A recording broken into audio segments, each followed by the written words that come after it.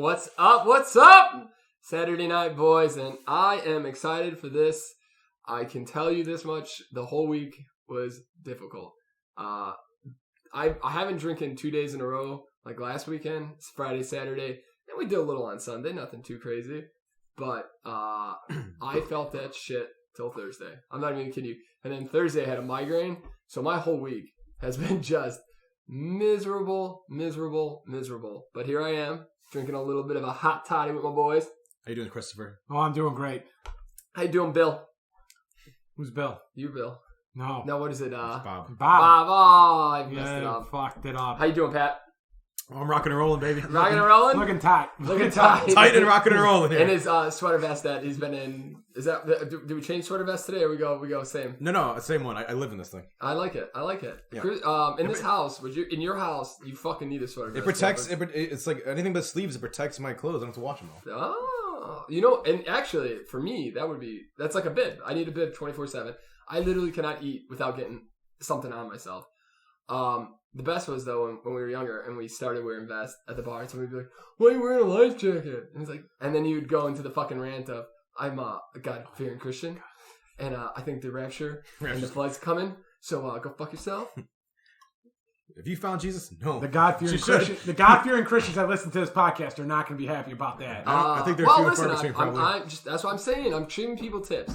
Get your life vest on all the time. And the life vest, you have that vest on. Just have that vest on, baby. That should be one of those. You ever see? We're in the middle of a pandemic. You don't know what's coming next. Hell yeah. There's go ahead, Chris. There's a South Park episode where there's a family that literally wears life vests all around all the time. The chance to drown, and the one kid is like Stan Marsh's sister's age, and they ended up liking each other, and they start going out and dating.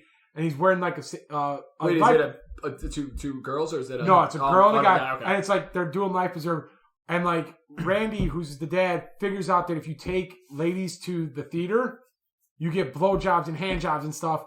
And so he starts taking his wife to like plays and takes her to New York, and he finds out his daughter is going to a play, Wicked, and with this kid, and he's like, no, I can't. So like the girl convinces the kid to take the life preserver off, and then Randy goes to the theater, like ends up like coming in like Spider-Man and pulls down like one of the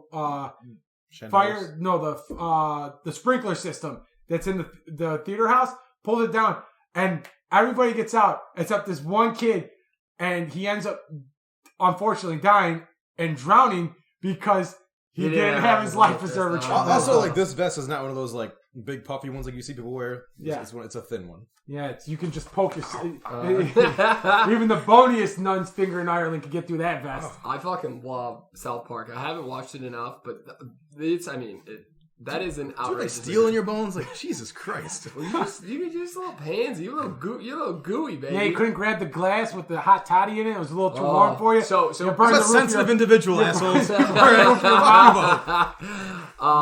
hot toddy today. I mean, if you're not a follower of the podcast SMP, again, Instagram at podcast SMP, Twitter at podcast SMP, or send Pat Lynch a nice, wonderful email at the SMP podcast at gmail.com. I mean, yeah, if you're living under a rock, I don't understand why you haven't followed us or emailed Pat Lynch yet. Seriously. I'd email me. Yeah. No, but hey, I put up the Friday night. I tried out the hot toddy, and we threw out the recipe. It's actually really simple. I think it's a wonderful little mix of bourbon, tea, lemon, honey. We're out in Illinois, freezing our asses off. It's been less than 30 degrees all week. Unless you're Chris. I mean, where his phone thinks he's in New Hampshire for some goddamn reason. Where it's actually colder, I believe. No, it's warmer. No, it's warmer. Yeah. But it was, we had one at me. I remember the last time we went to sushi, or one of the last times we went to Sushi Taku, in Wicker Park. And we went to that dive bar. Yeah, Gold Star. Yeah, and we all got. We're not. I don't know if you did. You and Joe did. And that shit was literally hot water and whiskey. Well, and a slice of lemon. Well, you're also ordering that in the wrong bar if you're ordering. No, okay, yep. I mean expectations, right? Yeah. Oh, excuse me. The bar barely cleans the floors, and you want to get a A decent hot toddy. decent hot Yeah, toddy. All right. I mean, you can barely like This fucking literally, hot toddy was phenomenal. literally, you could barely walk into that bathroom, that men's washroom, without hitting your head. You have to like, if you're over 6 foot tall, Forget about it. you're taking your head off. But this hot toddy, and you know what? Where I honestly think the edge in our hot toddy is the tea. It's a black tea with chai and vanilla. Yeah, this is a basic bitch tea for sure. Oh yeah, it's wonderful. And it's got a little caffeine in it. Warms Peter up on a hot day or cold day, I should say. But I honestly recommend it if you got, and for it's literally zero effort for a nice cocktail. You know, if you get the lady. Did you say this was on the recipe was on the Instagram or not yet? Yeah, it's on the gram.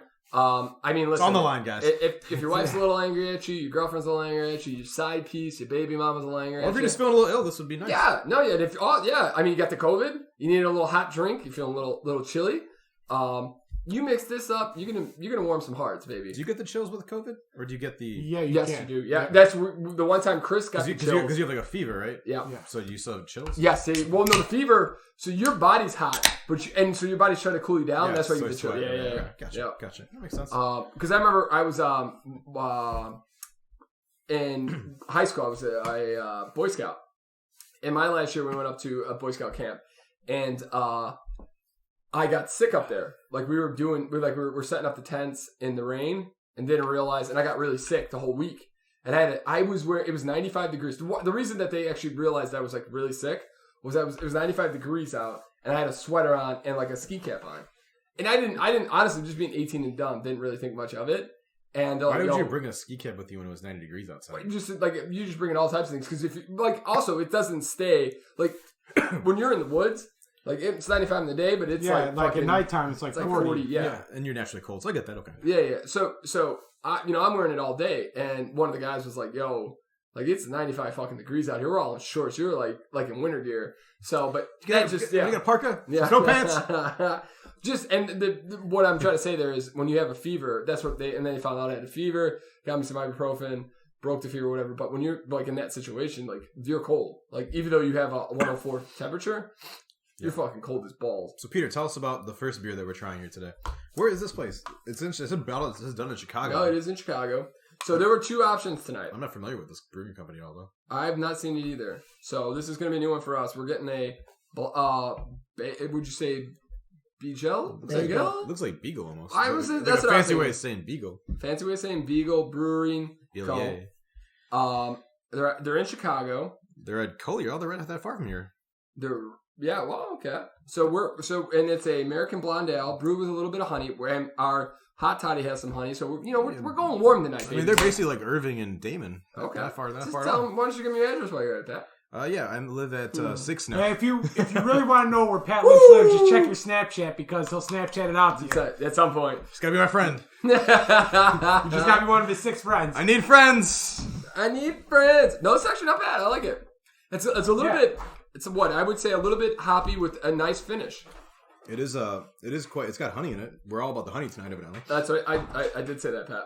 Oh, didn't I say? I'm sorry. It's okay. I was googling the location of this brewery. My bad. We should check this place out. It's nice. I like this. Yeah, probably in a post-COVID time they'll actually let us in there. Shit, dude, we're getting I don't want to we don't want to harp on this, but I mean, let's be honest. So this week, we have Joe Biden now in office. And he's trying to ramp up. It's fake news. Fake news. What do they say? Stop the steal. As everybody's screaming. They were past the steal at this point. Yeah, I think a lot of those people are a little upset that when he got the oath, I think it's a little past. That is what it is. Hard to stop at that point. We gave up. We gave it a shot.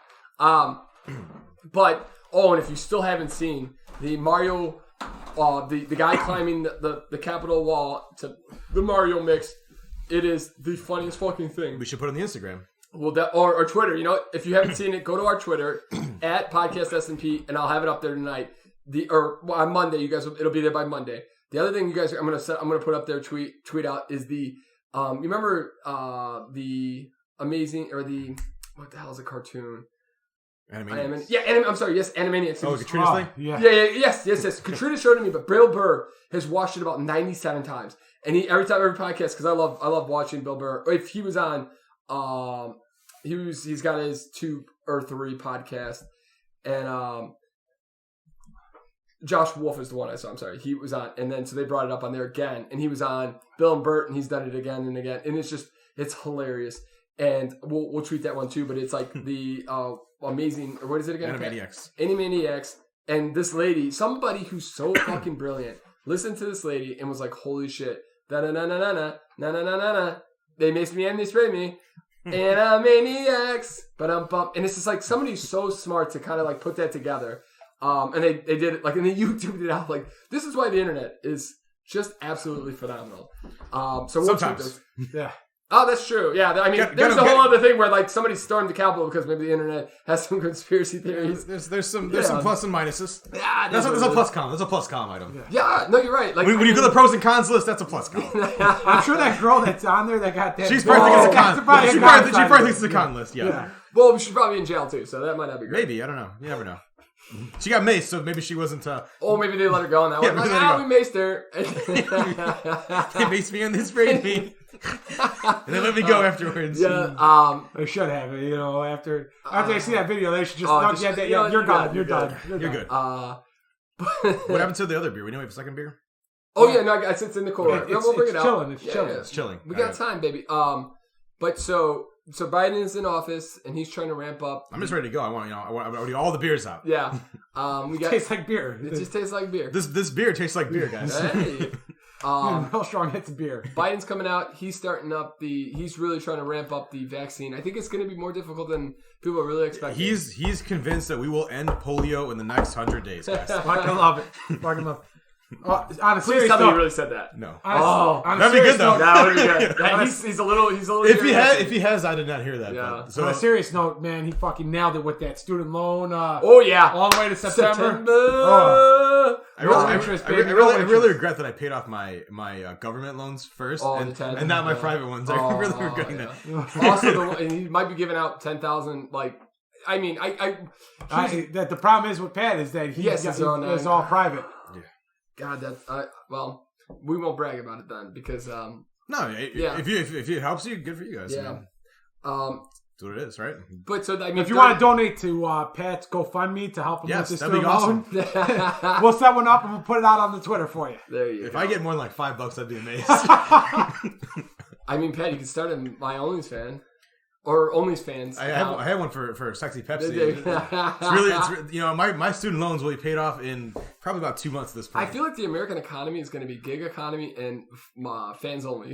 It's like where we're going to. It's interesting, like everything, it's most interesting about I thought was like that the contractors are getting like unemployment now for like gig workers and stuff, which is really interesting because I guess you could easily lie about what your income was before, right? I'm not sure what the process is actually. No, I don't know either. You know what? Here's my fear. And we're not going to tell you what to do. We are accountants. We're helping people out. But we're also going to tell you what to do. We're also going to tell you what to do. But no, my only fear is I think you're going to look at 2-3 years from now, and people are going to start looking into this, and there's going to be some outrage on we're getting American Greed. They're gonna have a whole season on cases where fraud. But I think they're gonna set up a task force to go get these people. So if you're messing around, I could be completely. I think it's a threshold though. Yes, no, you're right. Yeah. Did they get some guy that was here in Chicago, but he was out in Boston? He was getting PPP loans for people or for fake companies and taking the proceeds up. And then he was going to you want to hear something kind of crazy about that? Actually, is I read an article. 19-year-old kid working at Kroger figured out how to scam them out of $1 million in returns. Kroger? Oh shit! It took him. Do they sell that much that you would return that much? Well, Kroger's like the big. I don't know how this works. How do you return? What do you return from a grocery store? But I'm going to be 100% honest with you. So I might have read this wrong, and this shocked me. And I kept reading it, but it said in there he had one return of like $87,000. So I don't know if he was doing returns for himself. And then just putting it on I'm just trying to think of what high dollar value items are at a grocery store that you could do that. Well, I think further down south. Let me go back to my supermarket sweep days here. What do you bring in? Go further down south. I know that Kroger's big in Southern Illinois, and I think it's kind of like Walmart almost. Oh, is it? Yeah. So this guy I'm just thinking got $1 million out of Kroger. They caught him. He's going to jail. 19 years old. You know what I'm thinking? He's almost like the guy. Catch Me If You Can. This kid was so smart. Whatever he did, he's got to be punished. But what's the other one? The case with the carpet cleaning guy. Oh yeah, Z Best. Yeah. Or maybe it wasn't Z Best, but whatever. Yeah, that's right. Yeah, Z Best. Yeah. But so where he faked restorations of places to get his money. But these people, like, if we can figure out how to hone that into something better than like jail, you're just going to teach him to be a worse criminal. Can we figure out how to be like, okay, hey, listen, help us stop other people from doing this? It's funny you mentioned Catch Me Can. I watched that movie yesterday or the other day. Yeah, it's a good movie. It's on Netflix, and I went. But I think that was a great way that they took this guy who's insanely fucking smart and used it for the better. And now he's helping people. I saw he was at the accounting seminar here at Rosemont, the big one, a couple years ago. He worked as a guest speaker, and like he would tell you, like, I can go online, go to this website, I can go to like county websites, and if you bought a building, I can get your signature off there and just open a bank account in your name. The fact that you found, well, we're not going to get to this, but you're right. The internet there's stuff. There you go. Hey, there's a con for the internet. There's too much information. There's too much information. All right, we're even for the podcast, guys. Yep, we're 1-1. 1 for 1. Come on, internet, help us out here. Well, how about then? Why don't we? Because we talked about this last week, the Night Stalker. I think so. We're talking a little bit of financial dirtiness. Why don't we talk about? Chris, you watched the Night Stalker? I watched 2 episodes of it. How about that? So let's talk about the 2 episodes. I have to stop because I don't exactly remember where the second one ended. Yeah, we'll let you know. So the first one starts to get into, and they don't even tell us to say his name because they don't know his name. But this individual who he's murdering at random in L.A. They talk about a little bit about like how like the picture view of L.A. was nice, but the realistic there's one side of L.A. and there's another side of LA. But I mean, also like with him, it's like he wanted. Like the big thing is he wanted the victims to feel like a lot of people like the serial killers that they'll just kill him. Whatever. He wanted you to like he would tap his make so you know that it was. Yeah, that was it. So here's like the end of the first into the second episode. So we'll get into that really quickly though. The Mindhunter aspect of it is most serial killers have a MO. It's either like blonde, brunettes, young, old, young kids, older kids, old ladies, young ladies, or something that you can lock into. Most do. Yes. With Richard, it was fear. He didn't give a fuck who you were. The more fear, the more he got off on it. There was one. Not to too much of this, but there's another serial killer that was like the late '90s, and he was basically a homeless person that would ride the rail cars. Oh yeah, an FBI files. Basically, he would. His only thing was like if you lived by the railroad where he jumped off. Yeah, that was just bad for you. And they did a podcast on him. And the only way they caught him is because his sister turned him in, thinking that the U.S. would not seek the death penalty for him. They're like, yeah, no problem. They turn him over the border. He crosses the border. Death penalty. Oh, for sure. But here's the thing. But they would have never caught him. Because of the randomness of it. Yeah. He had no ties to anything. There's another podcast because there's a couple people that have gotten murder raps, and so this guy interviewed that serial killer. We're totally off the Night Stalker, but we'll get back to it. This guy interviewed that serial killer, and then he's going through his tapes to try to help people get exonerated because this guy has confessed to a lot of these crimes that other people have been committed for. Yeah, and he's trying to, and that guy also was like, he was trying to like say that he was some kind of like messenger for God, and that was the reason that he like did this. It's like all these guys rationalize their shit like for nonsense, you know? And it was, it's just, I mean, that's so fucking crazy. But they're all, they are all, sociopaths and with the Night Stalker, Chris, watching it was tough. It was really fucking difficult because that woman who was 6 years old and got molested. Oh, that was just ridiculous. It was like you could tell that lady has never ever been the same. Like in her eyes, you see it. Yeah. Like it's just you could see the pain in her eyes. Yes, you could. Yeah. You every time she talked about it.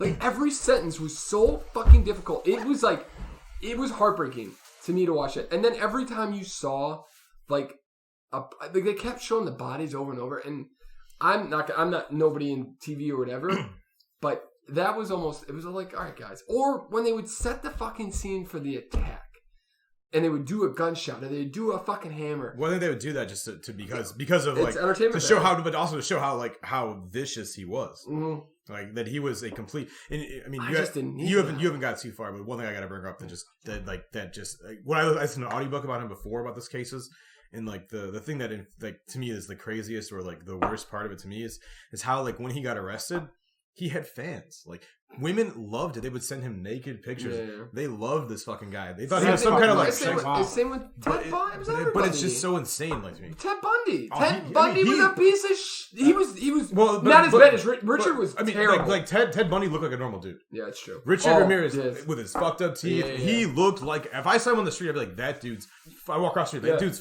fucking nuts. You know what kind of pissed me off though is they made. I don't know if this should piss me off or not. Maybe it's the wrong word. But it made me uncomfortable was the kind of glamorization they gave to the detectives. Like in their story. Like I think it should have been more about the fucking victim. Well, the one guy was also worked in the House Red Strangler case. So. Which is fine, but like I feel like you know, that's fine. They did a good job. The one guy Gil did a great job. Like he immediately, and this is the other thing that I hope fucking police officers and the police reform stuff is. You kind of see this, like, if you work together, things are way better. Yeah, it was one thing that blew my mind in the second episode was, like, they had this whole macho thing, like, I'm not going to help you, you're not going to help. That was a big thing. That's why. That's why. When I talked about several podcasts, it was about how two of the biggest things that have happened, like, but why it's harder, not impossible, but harder for serial killers to happen like that. That mass scale is like the technology is much easier, but also these law enforcement agencies start work together now. Like before, it was like it was like a big fuck you if you're not the same thing. Fucking mind. I'm just like that's why the Golden State Killer because all he had to do was because he knew kill here, hop here, and he was a cop, so he knew these motherfuckers would never talk. Yeah, and he knew that if you did commit a crime here, dump a body here, they're going to be no different. There's it's never going to work. The other thing me and Chris talked about is, God damn, Richard, take a day off. Like, did you ever take a day off? It was like 10. Well, he was a like a cocaine addict. Yeah, and all these drugs kept him like fueling him. Me and Chris were all talking like, dude, take a vacation day. Like, how many people can you kill and rape? Yeah, like they literally at the end of the second episode, they showed like 10 days where he'd like. I mean, he had so many crimes that like they didn't even bother prosecuting like all the child rapes and shit he did because there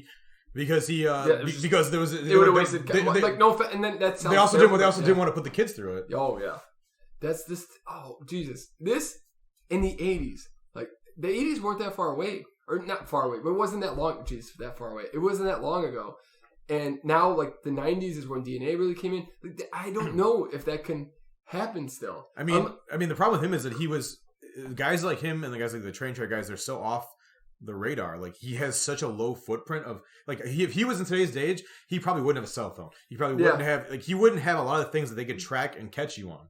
That's true. And that's the hardest part about that's like those some guys like him. Yeah, but your DNA, I think. Yeah, but once they have DNA. But I mean, if you have the DNA, but you don't have a profile to match it against, true. And even so, you got to find him, and because he was so off the radar, he was like a homeless guy basically. Yeah, essentially, like that's very true. It's hard to like if you're off the grid, it's hard to track you.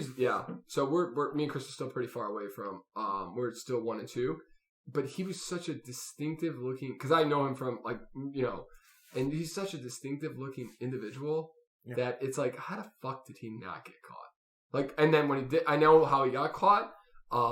He's lucky that he almost got murdered when he got caught. Like, well, it should have been. They was almost like an angry mob. I can't say that. I hate to say that because you know what? Would have saved the taxpayers a lot of time. And yes, but that's why we're as the United States. That's why. We're better than one like previous like years past where they had all these weird fucking gimmicks for punishments. You're not allowed to do that. And I think and as much as you want to say to a child molester, you want to like just fuck that dude up. The right course of action is because once that starts happening, it's a slippery slope. I mean, like, he died. He died of cancer in prison. He didn't actually get executed. Yeah. They said that if he with California and their like appeals process, he probably would have lived to like 72. Yeah, which is like another 20 years after he died. That's excessive. Like, all right, we need to figure out. We need to like what Texas does. They have like a fast lane. Like, all right, you're gone. Like, we're not gonna wait. Well, if you're a serial killer, don't be in Texas. He picked the right state. Here's the thing. That's what I kind of think about. If this is really weird. This is where we're gonna go into a really weird conversation. But if I ever was a psychopath and like that was my need, I would find the state that had the easiest fucking jail rules or the easiest prisons or something. I wouldn't do it in Texas. I wouldn't do it in Georgia. I wouldn't do it in Alabama. Those like Alabama and Georgia have the worst prisons Like, holy shit. Also, you probably scary. wouldn't want to do it. You wouldn't Or want New York, like Rikers Island. and don't cross state lines because it will take a lot longer for the feds to get involved if you don't cross state lines. Because once you cross state lines, the feds are in it. Yep. Immediately. I mean, go to Sweden where you get like a PS4 and like a nice like loft. There was a the first there's obviously many serial killers in Europe, but one of the most well known ones. There was this guy that used to kill prostitutes, and I forget which country it was in. I want to say it was like one of like the Norways or Swedens or one of those very like liberal, like not liberal but like very open and and they let him go and so and they thought no reformed him. No, they didn't. No, they never knew. Like they never knew what he was really doing. And like he came to the U.S. and what do you think that was? That's my ice maker. Oh, okay. And he killed. Sorry, there was a big boom, and I listen. I'm on edge from the Night Stalker, but go ahead. And and so what happened is he killed he came to the U.S. and they did the same MO. He was killing women, and so like the U.S. kind of figured out it was him, and they realized that he had gone back to Europe, and so like he went the U.S. officials went to Europe and like, look, this dude is doing these things. Yeah. And they finally caught the guy and brought over. Yeah. How about the guy from Alaska? And he was like a famous writer. Oh jeez. Wow. Oh yes, that is a really interesting one. What about the guy from Alaska the baker guy? Yeah, who hid murder kits throughout the United States? Oh, that guy. Yeah. Different guy I was thinking of. He would hide serial killer kits. He came to they did like, and then when they talked to him, he came to Illinois and he went out to a suburb and he hid a case out in one of the suburbs. Came back again for work. He was traveling for work.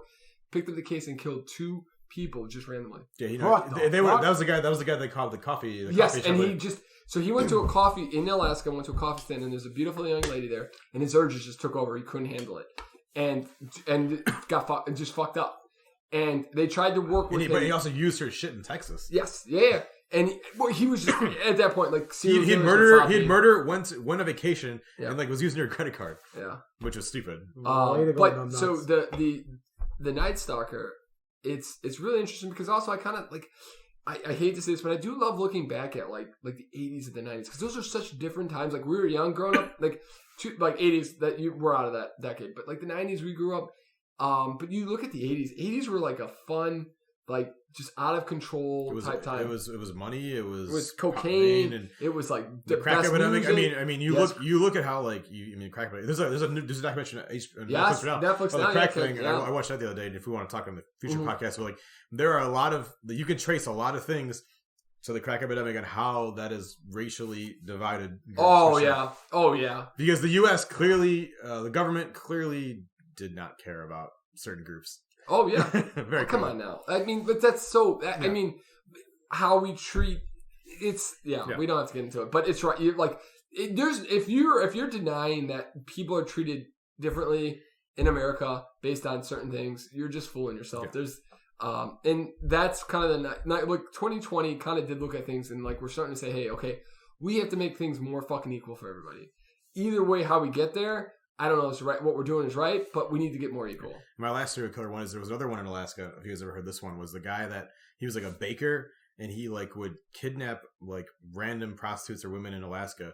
He would like he would like send his family away for the summer to like somewhere else, not in Alaska, and he would like torture them and rape them in his place. And then he had like a little plane. He'd fly them out to like the middle of fucking nowhere and would hunt them. Like he would go ahead, like let them go. And then he'd go literally and I've heard about because like somebody like how long did that go on for? I don't know, but like I several years. I heard about the one girl. How he got caught was one girl got away. Right? One girl got away from the plane and she's running like naked with handcuffs down the fucking runway. Like fucking somebody help me. And he like she got away from him and that's how she got caught. Wow. And the FBI like the cops didn't believe, like one cop believed her, but most of them didn't believe her. She was like a prostitute and like she had questionable things.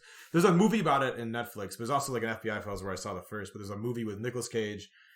He's the cop that tries to kind of help her and I can see Nicolas Cage. And John Cusack is the killer. I can see the roles reversed. You know what? I saw Nicolas Cage. I haven't seen Nicolas Cage in a movie in a long time, but I saw him in the Snowden movie, and I was like, "Damn, Nicholas, baby, gotta make that money." Yo, he spent all his money and went broke, and he's just like, what? He's he's Robert De Niro enough. Oh yeah. With the Night Stalker, it is kind of like interesting to see those techniques to today, like how things would have been, and can that guy actually? Could somebody be the Night Stalker? Because that's. Think about those news things. Could you imagine like a serial killer now on TV?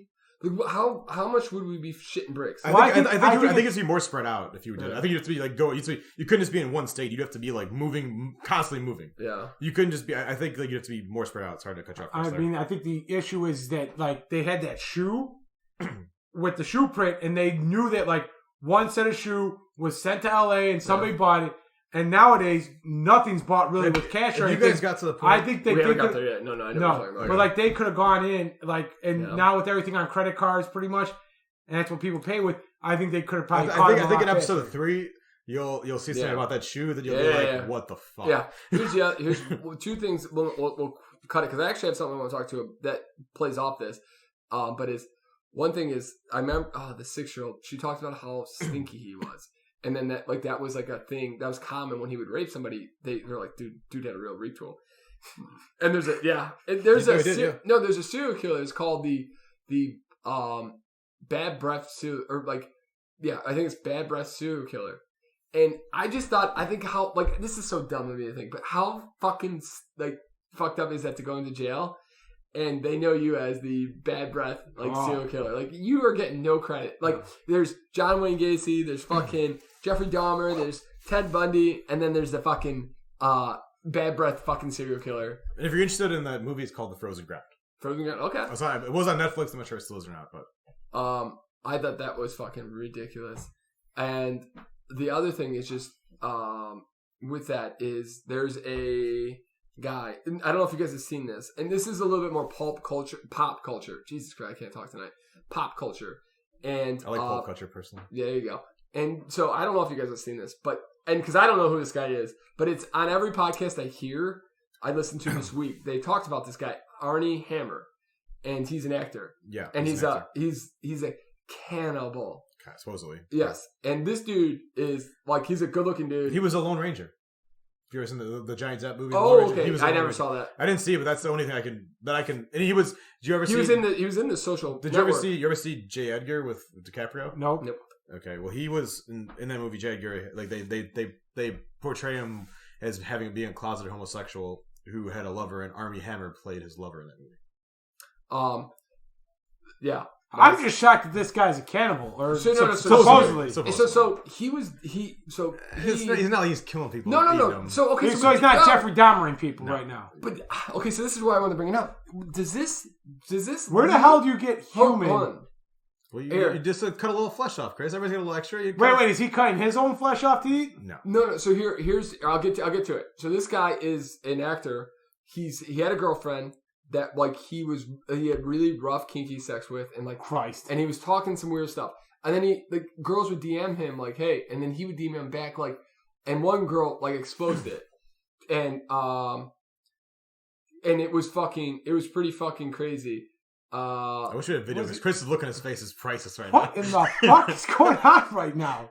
I'm trying to find one that like will show you that like what he's into. What is he doing? Like picking up thick chicks and cutting off a little bit off the thigh? He likes that dark meat? He's like Buffalo Bill in The Sounds of the Lambs, man. He puts the lotion on the skin, Chris. He had a beautiful 22-year-old skier that he like, and then they've kind of like gone back into her past and they look at all these pictures from her on Instagram. She's got bruises all over from like the shit he was into. But he would text her or like.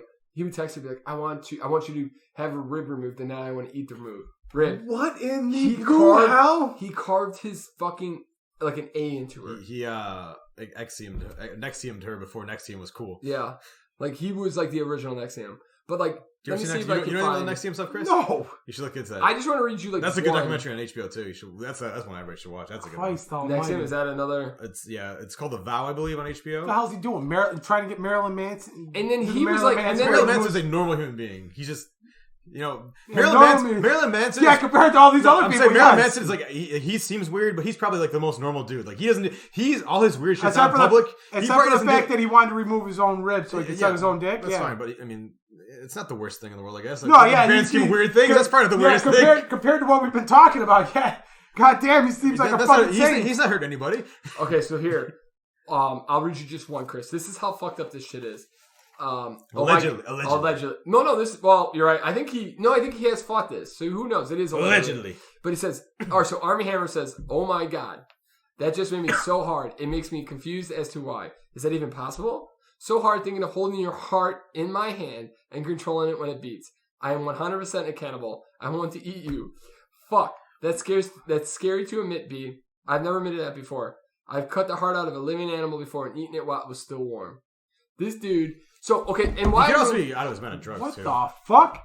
So but I mean, like, I understand the whole entire being hard thing. Like, if you're a hunter, like, the thing is to eat, like, the heart of the animal that you killed because of you killed that animal. Like, I've seen that, like, with hunters and whatnot. So like with Mindhunter and all that, they find out that, like, you started with, like, abusing animals. And then you moved to, like, you stepped it up. So he's on somebody's profile list right now. It's possible. That's what I'm saying. Like, is this like, should we be nervous? I'd be fucking nervous as shit. This guy's fucked up. Like, you should not, like, I'm nervous just, like, hearing, like, and it took you, like, 5 minutes to figure this shit out, and I'm still like, what the hell's going on? This guy should be on a watch list somewhere. Oh, absolutely. It's like the cop, the New York cop that wanted to, like, he had fantasies, and he's like, oh, it was just a fantasy. And it's like, no, bro. No. Like, nobody normally has these It starts off as a fantasy, and then you get a taste of something, and then you're killing 7 people, and we're like, it was just a fantasy 3 years ago. Happened? Dude, I was listening to a Dateline. This is fucking scary. Dude, all this shit's scary. It is. The fucking goddamn Night Stalker fucking going up and that was the thing I'm gonna bring up. double checking doors, making sure they're locked. Fucking no chance. Got a fucking goddamn golf club next week. Motherfucker, somebody tries coming through that window. Ass whooping time. 5 years ago, you could walk through McGraw's house anytime you wanted, all day, every day. Now Chris McGraw's got that shit on lockdown. Hell no. Chris got alarms, security cameras. I was at Lauren's last night. And I'm not even kidding you. I checked the doors 3 times last night. And all the fucking windows. I was like, nope, I'm not. I'm like, because, poor Lauren it would be bad. But me, I would just be shot in the head. Like, that would be it for me. Well, at least it's painless. That's true. I'd be sleeping. You'd be good. I'd be sleeping. Oh, well, unless he brought a hammer. And then I'm getting crashed in the head all day. You better hope he's got good aim. One time out, yeah. Why'd you miss? Now I gotta fight you. No, but I mean, because we're going to hear this crazy Dateline. We're going to bring up our second beer of the night. Last weekend, I went up to Petoskey, Michigan. Wonderful place to ski. Damn, this is a strong beer. Yeah, oh yeah. And they have this place, guys, when you guys come up there with us next year, we're going to go up to this brewery. Food's great. Beer's amazing. It's a Belgian style ale. Yes, but so Who's these his guys, favorite? 7% alcohol. Yeah, it's a big one. A deep reddish malty complex style ale. Oh fuck you. But I like that. 6 different types of malted barley, Belgian candy syrup, and Belgian yeast are combined to produce a very smooth, complex, and slightly sweet ale. Let's get that beer taste. It's definitely beer. Oh, it tastes like beer. I like the beer taste. When we were in Michigan, I mean, everything closed at like 9 o'clock. It was except the casino. No, yeah, you're right. No, we went to one bar, and we're like, what is open? And she's like, Taco Bell. And she's like, nothing. And I was like, what about the casino? And she's like, you know what? I never thought about that. Casino's open. So we went to the casino, and then they kicked us out. But that's another day, another story. Don't worry about it. The first drink was really weird, but I think it was missed. I think I had some odd stuff there, but it's not bad. No, it's good. So when I take you guys up here, somebody's balls. I like that. That's extra flavor. They have a wonderful brewery. Food's amazing, and the beers. They have a lot of beers, a lot of different beers that you can only get in Michigan. The other thing is, if you go up there enough, you have like your own mug, and they put your mug on the wall. So when you come in there, you just grab your mug, and they fill it up, and it's like, I think Burger Bar is the same thing. You can go there and get like a mug. You get a mug with it's like a beer, like you're mug part of the like club, the beer of the month. You can go there and get your own mug, and you can go drink your own mug out of it. Oh, that's awesome. Maybe not during COVID, but at least prior to COVID. Not gonna lie. So let me tell you about this Dateline that I'm just listening to. It's like a really like 2019. So how many more times can we cut off Pierce so that he doesn't talk about this Dateline? Oh, it's good though. It's a really good one. I'm just messing around. It is. So it's unfortunately a woman, and she's young, and she marries this guy. They have a kid, but it doesn't work out. So because he accidentally pocket dialed her on accident when he was talking to his buddies about a girl he was cheating on, his wife. Jackass. Like, oh my god, how scary would that be? Can you still pocket dial with like the iPhones? Oh yeah, Mr. Anderson does it every day. Mr. Anderson pocket dials everybody. Okay, everybody. So technology is not if you're not strong. I mean, because mine is a lock on it, and so like no, but it's still connected. Mr. Anderson has a lock on it. Yeah. Good to know. But this was in the early 2000s, so when pocket dialing was all the rage. All the rage. Yeah, pocket dials like when you put your phone in your pocket and it's a flip phone. I think people know. I think people know.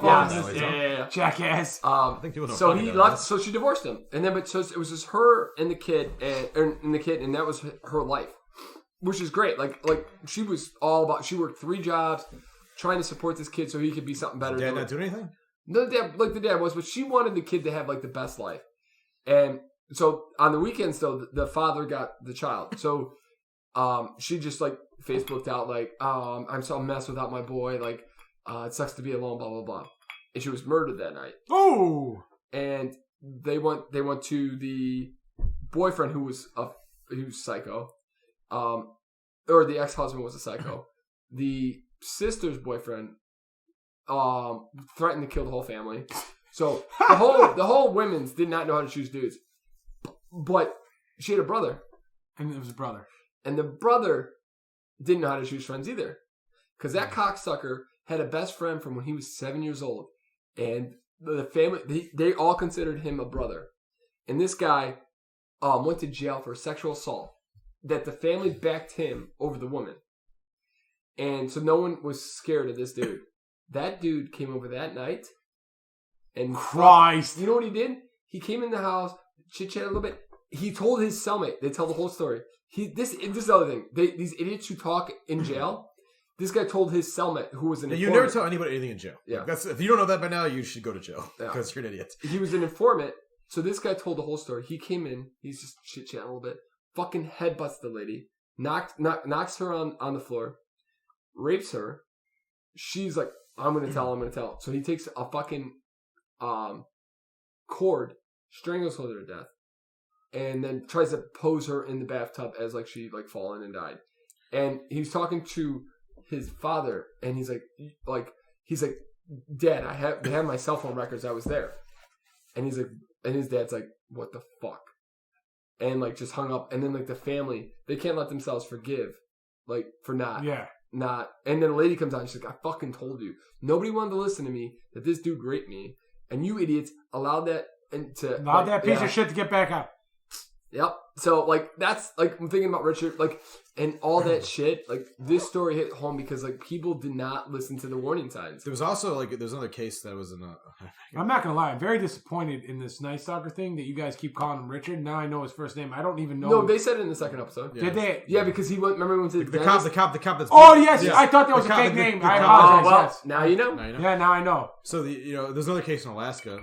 Alaska's got some fucked up. Dude, bro knows all about Alaska over here. So there was another case. It's a very famous case. It was the first one, I believe. They did something with DNA. Was the first one that they profiled. Like I think it was a secret or something like that. That's why it was a famous case. But there was like this family that got the mom and I believe 2 kids got killed, and like they thought it was the husband for a long time, but it ended up being like the husband's like cousin that had stayed there for a couple of days, and like he killed the whole family. So Jesus Christ. Yeah. You guys are in some sick shit that you watch, man. I'm not. You know what? I do get a little nervous that like you guys are gonna fucking kill me because I don't watch any of this shit. No. Chris, if I kill you, no one will ever know, baby. No shit. Yeah, I know. I'm never sleeping over at any of your goddamn houses. It'll be like the. Chris instant. No. I would not kill you if you stay here. You know why? No. You know why you're not gonna kill me? You know why you're not gonna kill me? Because you don't want to do taxis and by yourself. But also, Chris, like if I'm gonna kill you, it will not be when I'm the last person to see you. That's stupid. They're gonna look here and they're gonna know. No, it'll be like some random like Tuesday where Pat Lynch was never anywhere near you. Evidently, you know, like so you always think like what like you don't always like that's the dumbest thing I ever heard. I'm listening to this another Dateline about this husband who was poisoning. You played that one. That was fucking nuts. Lord, like so he like the Dateline because he didn't want to end up losing custody of the kid. Yeah, just fucking crazy ass shit. Was it the try like the antifreeze type poisoning? No, it was he had seeds of like plants that caused like He was giving her Valium. He was giving her Valium. He was knee deep into like weird shit. That's like, the big one though. They because like antifreeze is very sweet, so you can put in shit. Yeah. He was giving her Valium because it was in like rat poison. Yeah. And then the only way to cure it was with some chemical or some pill called Prussian brew. Yeah. And they were he asked like everybody for it, and like it got the FBI in on it because like. You give only Prussian blue. And this guy would have gotten away with it if she didn't have like the heart of a warrior to survive. But let's get off the like that. I love that conversation. But we can move on and have some fun talks here. A few weeks ago, Pat got a bottle of Penelope in the in his Flavor package. We loved it so much, we decided to get the second bottle that they have. It's a little stronger. It's a lot stronger. Oh, yeah. It's cask strength, right? This is a barrel strength. Same shit. Yeah. I'm sure, probably. I can read the come on, accoutrements here. Let me tell it. And I'll tell you if it tastes anything like that. It says, Penelope Bourbon Barrel Strength pushes the boundaries of our signature 4-grain balanced flavor profile. This was blended from 3 bourbon mash bills that are aged a minimum of 36 months in new American oak barrels. That's 3 years. Each barrel has hand selected and blended into a single batch to create this unique offering. It's what does non-chill filter mean, Chris? They don't. I looked it up last week because it was on the Wilderness bottle that we drank out of, and they don't Also they don't use any they don't chill it before they put it in the barrel or something like that. Did you guys have Wilderness? That's a very high. This is a 116 proof. This is the strongest shit. Yeah, it's strong as shit. 58% is very by comparison, what's the other one real fast? Before we get too far down. 80 proof. 80 proof. So this is almost it's a lot stronger. Like fucking it's a lot stronger. Well, me and Chris cheers. Let's get it all in here. Oh, and Chris is done. Yeah. Damn, Chris, baby. Yeah, I like my bourbon. I even like that. I love how sweet these are. I like that. That is nice as shit. It is strong though. It's a lot. You can taste this a lot. Oh yeah, it's hitting you in the back of the chest. We're gonna try the other one right after this again, just to get a little comparison of it. That hits you in the chest, but that's sweet, dude. I'm telling you, this Penelope is gonna be one of those. It's gonna be one of those hard to find. Well, I had a special order from Binny's. Yeah, I like this a lot. It's still worth drinking. I mean, it's like a special order, Chris. Oh, it's worth drinking. It's still worth drinking because you found that Binny's. I'm trying to get nice and tight with the general manager. So we got a couple things. So what I'm really excited about tonight is we got the fucking UFC fight today, and I'm honestly we got McGregor versus Poirier. Yep. Who knows where that's going to go? Why don't we bring up the card real quick? We'll go over it a little bit. We're not an MMA or UFC podcast. I feel like we're gonna preference this by like Pat Lynch is a very big McGregor supporter. I like McGregor. Yes. I mean, Nah, you're in his corner. I want him to win the fight tonight for sure. But not to get too. I'm over deep right now, but like he has way more to lose in this fight than Poirier. I think actually, you know what? I think both of them have a lot to lose because I feel like this is a title eliminator. Could be, yes. And I feel like if Poirier wins, Khabib stays retired because he's not going to want to fight Poirier again. Yeah. I don't think he wants to fight McGregor though. I think he does. I think he wants to fight for McGregor. The money. For the money, baby. For the money, and I think it was so easy last time. But I think just to shut him up one more time. Well, McGregor's still okay in the first round. They're saying the only time he's coming out of retirement is for GSP. No, White says it's not happening. GSP's not happening. He said. What? Well, GSP's also fucking like 40. Yeah, I wouldn't do it. If I was GSP doesn't cut weight to get down. He can't. He is 40 and he can not cut down lightweight. That makes sense. No way. And I mean, it's just. Why don't I bring up the card? Let's just talk about it. I'm trying to find the card. No, not to be. To me, like if you're McGregor, I love that attitude. I mean, to me, if you're McGregor, he walks into that hotel in Dubai, shirtless for no reason. Well, I think like that whole entire thing is. I like it. I think it's great, but I think like too many people kind of try to do it. Like he realized like, hey, there's a niche for like this kind of character, and to be like that, I think that it's kind of like he's putting on a front a little bit. I get it that like he's a very confident guy, which he should be. He's very good at what he does, and I think like everybody else has kind of seen how successful he's been at that. And kind of copied him like Covington.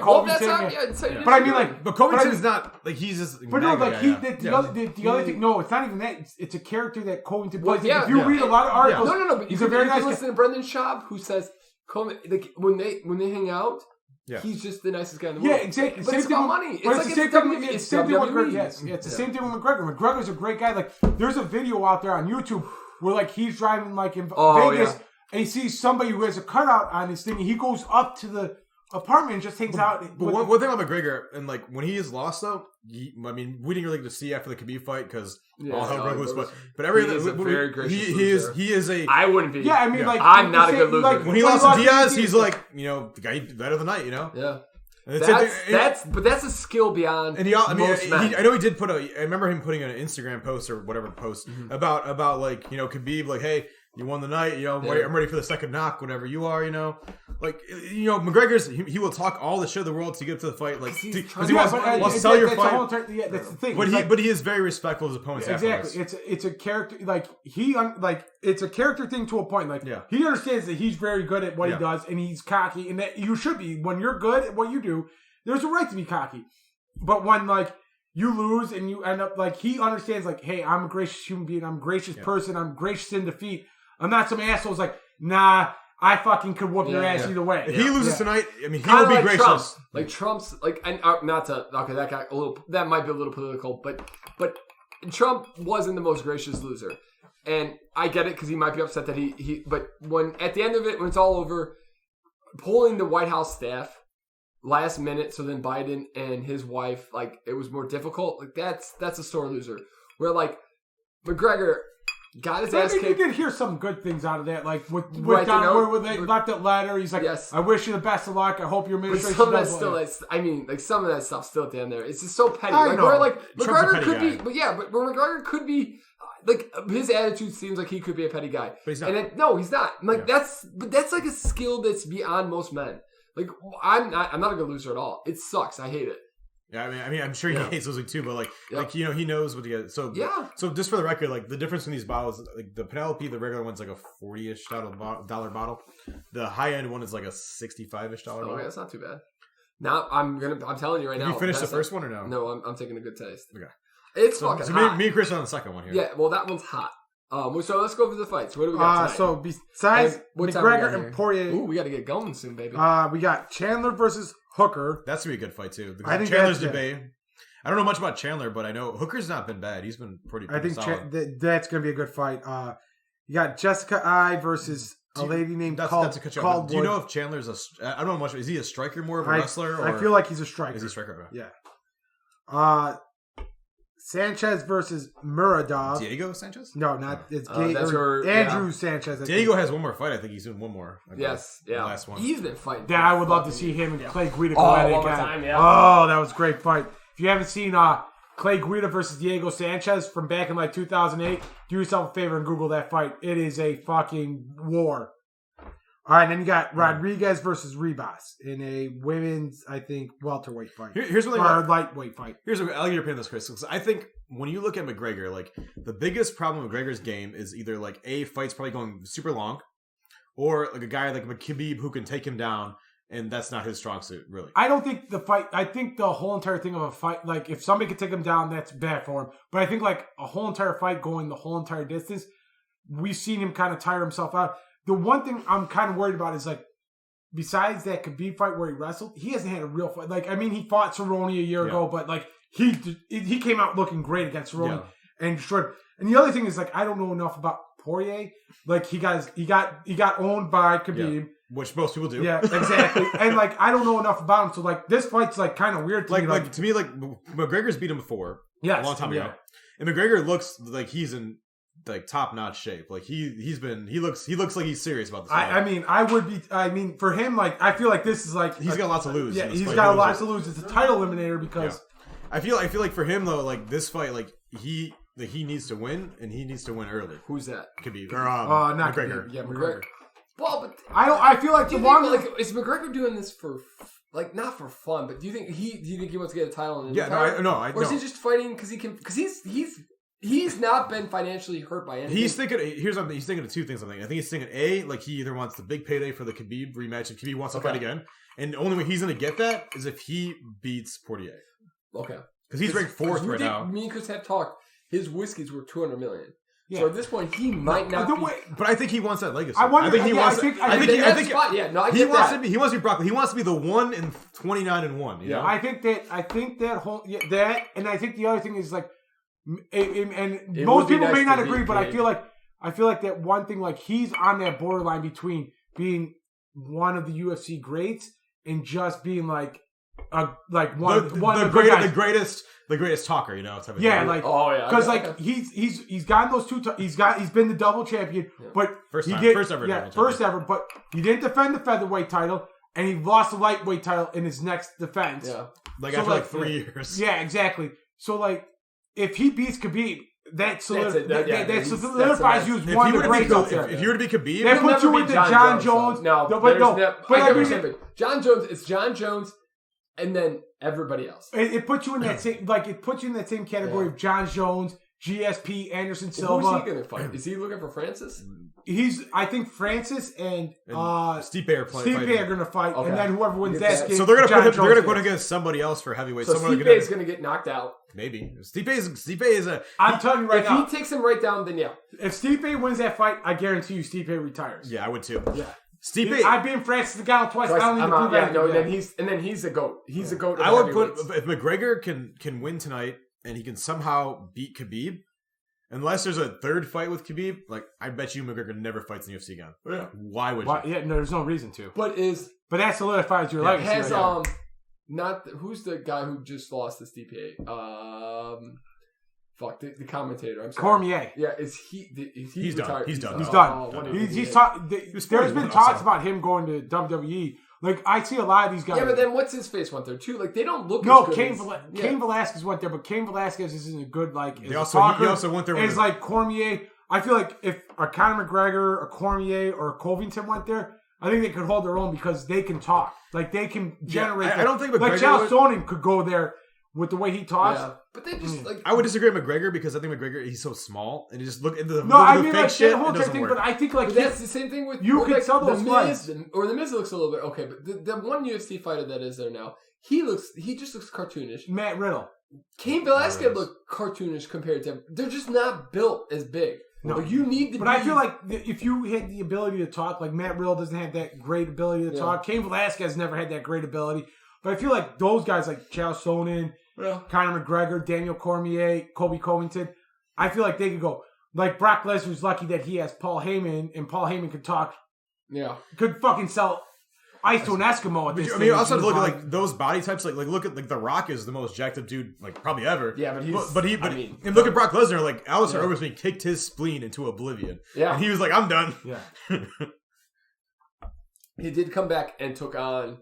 Mark Hunt, and then he got popped for steroids. But I mean, like literally, like. But it was a good move on his part to there is only one person that literally from like you look at that whole entire roster. There's only one person that could have made that transition from WWE to UFC, and it was Brock Lesnar. Nobody else could. No. When CM Punk's like, I'm gonna fight UFC, you're done. Well, I mean, Ken Shamrock went the other way, so he can do it. Yeah. And Dan Severn was there for like a hot minute. Yeah, but I mean, like those guys had done it before. Yeah. And like look at the roster and tell me anybody that possibly could go there.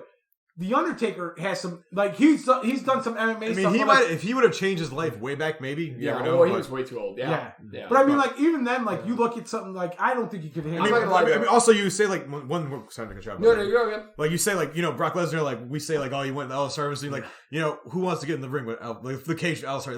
He's a fucking chiseled big ass fucking dude. They show on Snapchat. They show all like the old Pride fights a lot, and Overeem was scared but they were all roided up. Like looking back in the day, like, do you want to get in the ring with Bob Sapp? No. Fucking 6'5", 3. I'm just looking at him. You know what Bobby Lashley does though. Yeah, he's in WWE wrestling, right? But I mean, like, just looking at Bobby Lashley, Bob Sapp, if you literally were in like the early 2000s, and you're like, I'm gonna fight MMA, and you get in the ring or Pride, and you're like, oh shit, there's Bob Sapp across the ring from me, 6'5", 360, and he's fucking ripped. You'd be like, nah, I'm gonna take. And then Bobby Lashley makes him tap like 6 times.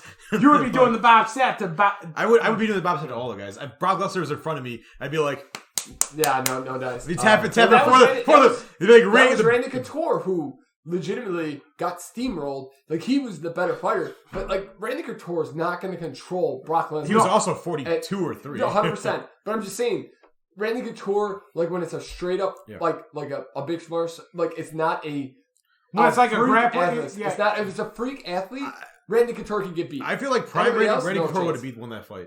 I feel like prime, the younger Randy Couture, I feel like he could beat Lesnar. Yeah. Oh well. Yeah. When that'd be close. Yeah. I think Pierre's right. I think I'm saying he could. I'm saying it's possible. I'm saying Cain Velasquez had the strength to hold up Brock Lesnar and then beat up Velasquez. I think the other thing, the great thing for Cain Velasquez was like he's trained in Mexico City, which is at elevation. And I'm saying I think Velasquez he had a real fucked up back. Like if his back didn't get fucked up, he would have been. He would have been one of the best ever. He was. No one ever taken him. He was a beast. He beat Junior Joe Santos so many fucking times. It was asinine.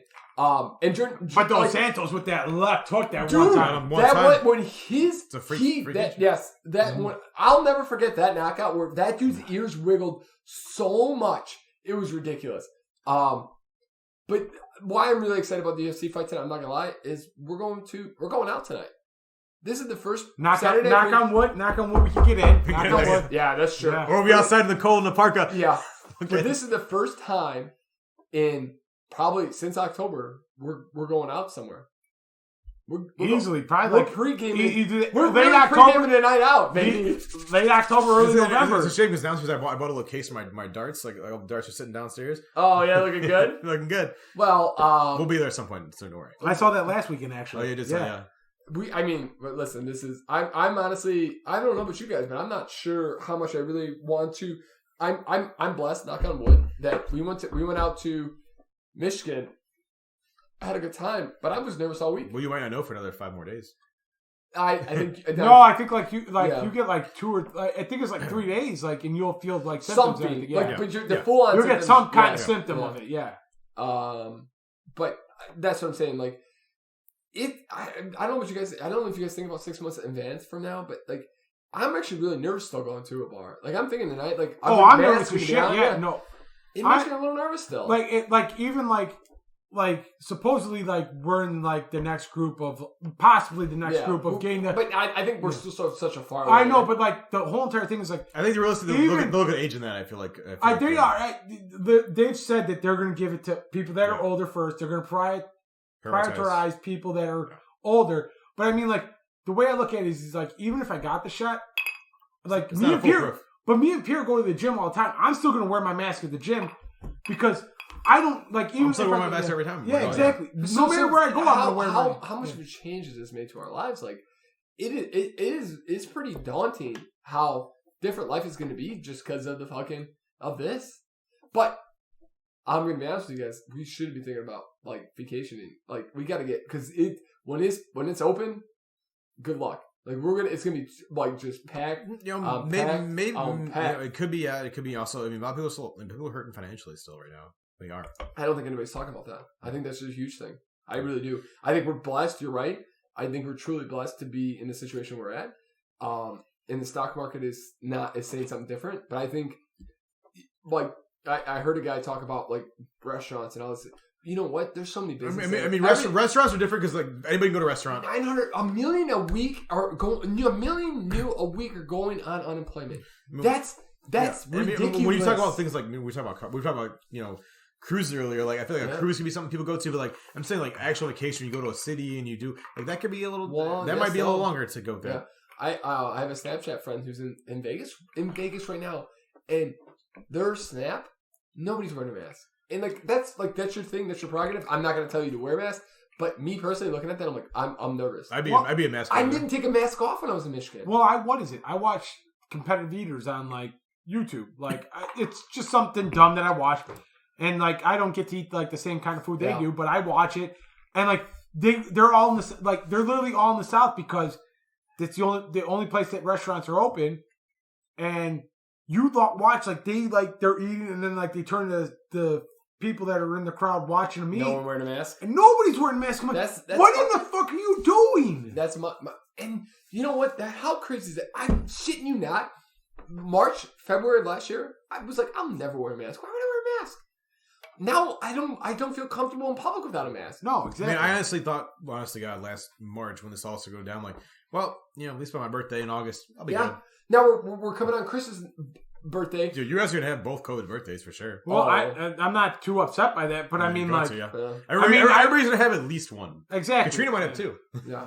I'm just hoping that like by the time we get to summertime, what we're doing next weekend for the let's get it down for your birthday. So let's take one step back. We're gonna we gotta talk about we got a few. I want one thing. So so we have the two Penelopes here. Yep. I feel like the original Penelope, which is the right, lower let me version. Let me taste it a little bit. I feel like that is more of like a drinker. Like you can drink those on often mix it with stuff, do all kind of things with that first one. And the second one is more like a special occasion. You do it every once in a while. Oh yeah, this is Pat Lynch gets fucking engaged. We're busting out a little fucking Penelope. I'm saying I feel like you're gonna see those two. Like this one's very good. The first one's very good. Oh, I love this one. And you can mix with a lot of different things. You can do a lot of. Honestly, in my house, this will be my fucking. This is gonna be my decanter. Yeah, I'm gonna pass this out because I like that one so much. Yeah. The second one, you say you wait a little more. What do you think, Chris? I like the second one better. Yeah, but I'm saying you would wait. No, I would drink the second one. Yeah, I would drink the second one. The barrel strength one. I'm saying that's when you're gonna parse out a little more carefully.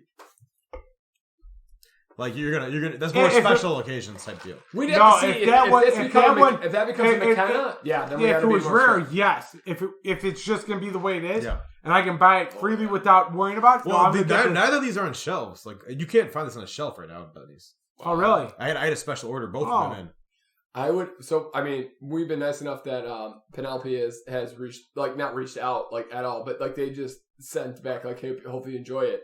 Maybe we'll build a relationship and I'm not gonna lie. If I have the choice between like if they're on the shelf and I can grab one, I'm taking the cash. Or the barrel strength. Neither of them are on the shelf. I like this one. I like both of them, but I'm gonna take the barrel strength. I'm taking the 4 grain. I'm taking the barrel. I like the original one for like more of a, but I think to me like I would value that second one as more of a special occasion type of deal. Yeah. It's not quite. It's not a Here's peppy. the thing. If the world was my if I'd hit that Tuesday or that Friday night Mega Millions, I would be buying all the McKenna in the world because that's my favorite fucking. That's honestly. I'm not gonna lie. Yeah. Either way, Chris, we're gonna do another one of these. The if I was in Pierce, if I agree with Peter, like, do I have a choice? I'm gonna buy every $2,000 bottle of fucking Pappy I can find until I'm happy. I'm more of a McKenna guy. I'll take a McKenna all day, baby. My point is that I might buy another bottle. I might request another bottle of this nice one, nice stuff. While it's still relatively unknown. Yeah, definitely.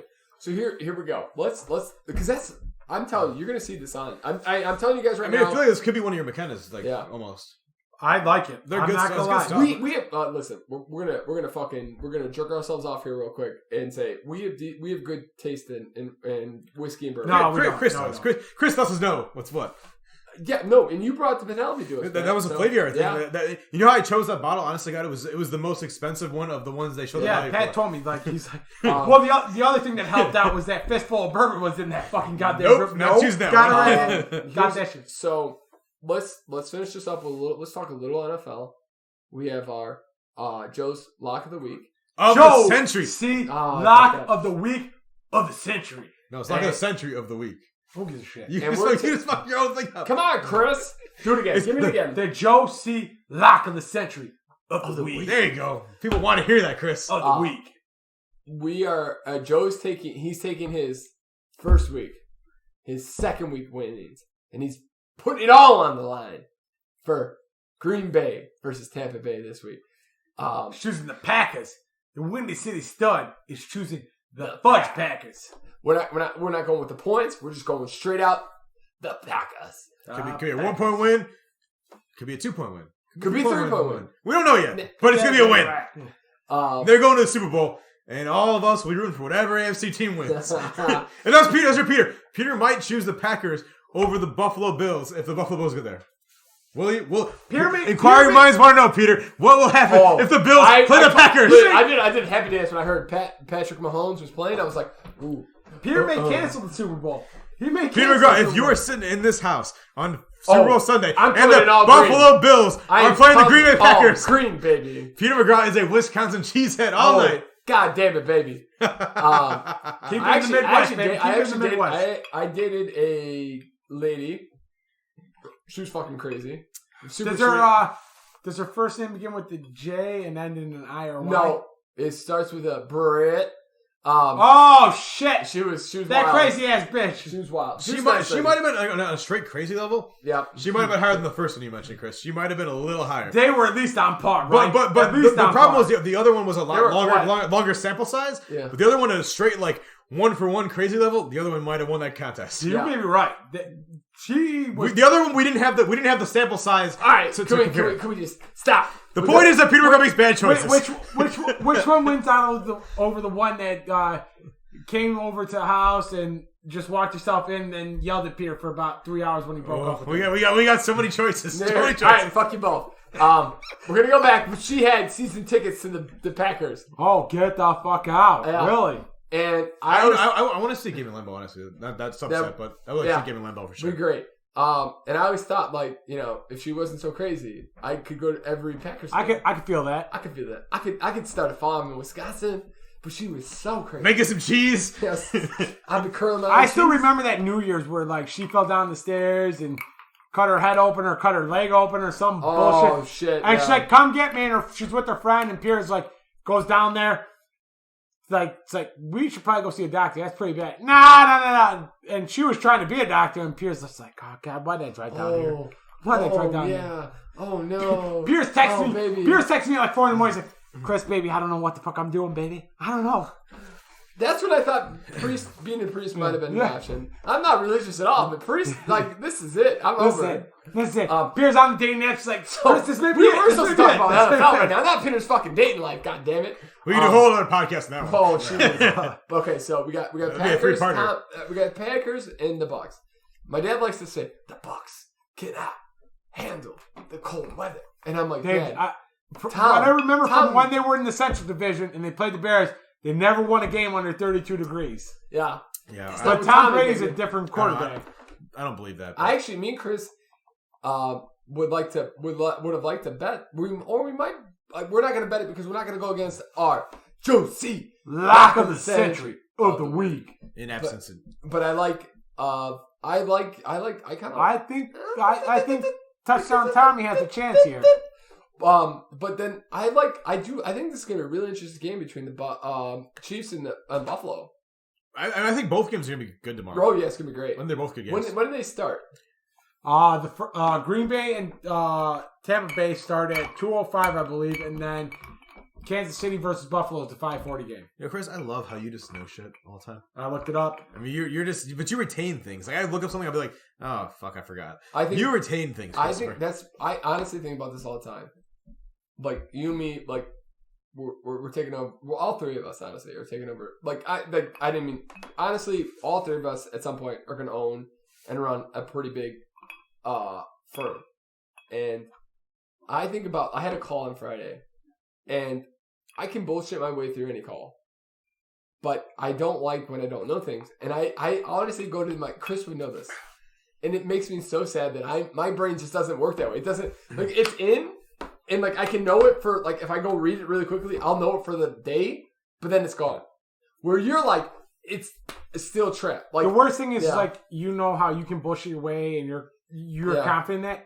Like, I'm the opposite. Like, I know all this stuff, and as soon as somebody asks me something, I am so fucking like, no, I don't know. Yeah. But I know it. I should know it. Well, that's more of a confidence issue than a like I know the shit issue. Yeah. I know that. It's just like where the rest of me and Peter are just faking it until you exactly like where I'm trying to get better at like she's asking me a question.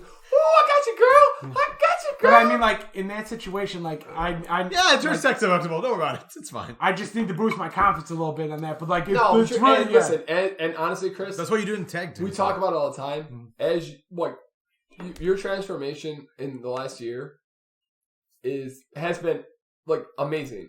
But the also thing is you are getting to a spot where your confidence is coming up as you get older. And Pat, if you fucking don't stop hand signaling me to go right, left, touchdown, up the butt, I don't know what you're trying to say. It's to the right. It's to the right. I get that we're at 8:30 and it's 1 hour and 15 fucking seconds. Give me a second. I'm trying to give my guy a compliment because he looks great. God damn it. And he's a fucking unbelievable, brilliant individual. And I'm just trying to say your confidence level will come up as you're getting there. Yeah, I feel Listen, and when we're on conversation, when we're on calls together, you're doing well. Like, don't ever be scared. Like, just also me.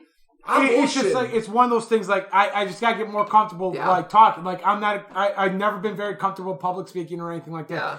And this is a great thing but for me. Let me give you the right left, fly ball, the fucking left field. Yes. Let me give you some of this while you're trying. Let me not distract you at all. Tell me how to land on that landing strip, baby. Like, tell me. What the yes, fuck, this is great for a podcast. Yeah. I'm good. I hope, listen, we're going to be on YouTube at some point, and I swear to God, Pat's fucking hand signals directing you into the fucking plane. On the landing strip, baby. Go locked. Yeah. Go locked. And I love you, Pat, but you're the guy.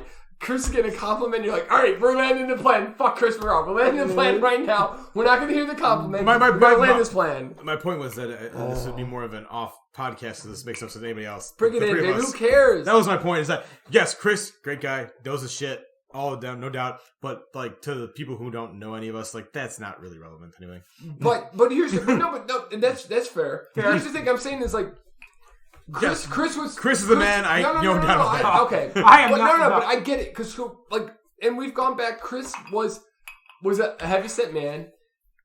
He was probably 300 plus pounds. Easily. Chris, you're right. This second is some good shit. Yeah. So Chris was 300 plus, and as he's gotten more confident and lost weight and and it's all diet and working out, he still feels like he might be a little bit. Like a bigger guy, so his confidence is in there, but he's growing that confidence. And all we're trying to say is like you're gonna once you figure that out, you're just gonna get there. No, exactly. Yeah. And I'm not trying to embarrass Chris but like Chris. No, exactly. Listen, I brought it up myself. But I brought it up myself. Like even like when I'm like talking to people, like I know this shit, but like as soon as I get questioned on something, I kind of like freeze up and like and there's people like that. And that's a great thing that like we're learning together.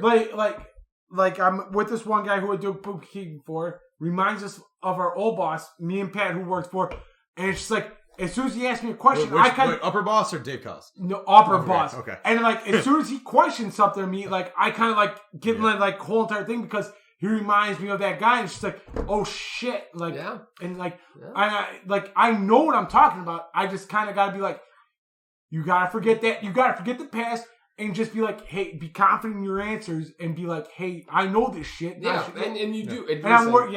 The problem is that when you get on and this happens in every job, and when you know your shit, but when you're on a stage where people you have to go up to you're talking to, and you're like above you, maybe above you, or people that you they're gonna take your opinion for stone fact, there's always hesitation of you when you say something. You're like, "Fuck, I hope I'm right on that." No, but okay, so it's not even that. It's like but it's also hold on. But as soon as somebody questions me, it's like, "Oh shit! Like, am I right or not?" Like, that's when it gets to me. And you got to be like, "Yes, I am because of this." Okay, but that's fine. But also, here's I think the trick that nobody knows. Like this individual on Friday, new client, was asking me some stuff I didn't know, and I gave her a little bit of the to kind of you know what I did though? I was like, you know what? Let me do you a favor. Let me research a little bit. Make sure I'm okay. That's what you gotta do. No, if you don't know something, don't keep fucking around and try to pretend you could be wrong. Listen. I apologize. I apologize if I am wrong. Can I research it and I will get you the right answer? No, exactly. And people are scared to say that I might be wrong. You can't be that nervous. I've never been. No, I know you're not. I'm just saying, there's that fear, I can't be wrong. But no, you can be wrong, and we might not understand something. Yeah, exactly. But I've seen that, and that's something I do. I've seen it with when I go out with Dave. He's says that, and I've done that. I'm like, hey, I'm not sure. Let me look it up. Let me figure it out. Let me talk to the boss. And I'll get back to you. But there's other things where I'll come out and be like, no, that's this. And then be like, are you sure? And it's like, shit, I should probably not have said that right away. And it's like, in my head, it's like, after I get off the phone, it's like, no, I was right. I should explain this. And I should have been like this, and this. And that's where I'm trying to get better at. To be more authoritative when I come out and I know something and be like, hey, this is right. Don't question me. Don't question me. But here's the thing. I think honestly, and I hope there's a lot of young people starting to listen to us. We're not that old, but we're entrepreneurs. We are older. We are we're middle. We're not as shut old. up. Stop fucking ruining. We're not that old. Stop ruining opportunities here. Shut up. We're not that old. We're not that old. Here's the thing. We're young entrepreneurs. But my point is, we've learned a lot of things. Yes, we've learned. And here's the thing. I think the number one thing is find an individual who is experienced in your field or has experience in a lot of fields and ride the coattail. We have Not real estate- even- no. We not have even real ride- estate- No, not- okay, not really. But not just even- learn. Yes, exactly. Not Okay, even ride the yeah. coattail. Just ask questions. Yes. Have somebody to So bounce. we have a real estate guy who has been doing it for 40 years. We have an accounting guy. A bunch of who's accounting guys. Accounting guys. Two guys. Yeah, I'm sorry. Okay, but I'm just saying Yeah. we have accounting people who be, and we're just soaking it in, and we've grown in our years. We've expanded our business to places no one would ever thought. And you're working with traders that like you can just bounce ideas off of. Yes. Oh yeah. So and here's the thing. Like, and I'm nervous to give my friends ideas that I have because I don't want to hurt anybody. Exactly. Well, ideas are one thing, but like you shouldn't take an idea and be like, okay, that's stone. Like you need to look up your own shit. If you don't look up your own shit, and that's on you. Yeah, it's on you. 100%. But well, so you should never feel bad about putting things out there. I take everything Pierre tells me to stone, and if that you guys are brothers, so it's different. Yeah, you can whoop his ass later. That motherfucker fucks me. I'm like for me, like, ass. I'd be like, I appreciate the tip.